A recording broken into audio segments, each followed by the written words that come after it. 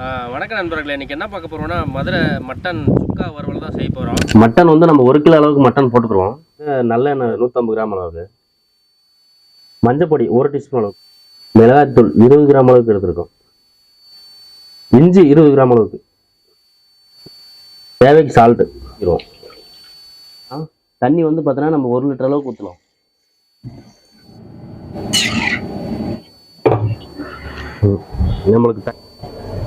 நம்மளுக்கு பாருங்க தண்ணியெல்லாம் பாருங்க தண்ணி உண்டை போட்டுக்கலாம். பூண்டு 10 கிராம் அளவுக்கு போட்டுக்குவோம்.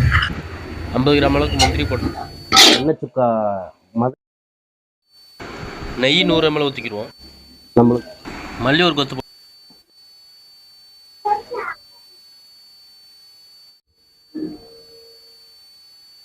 ஒயிட் ரைஸ் இதை வச்சு நம்மளுக்கு சும்மா வேற லெவலில்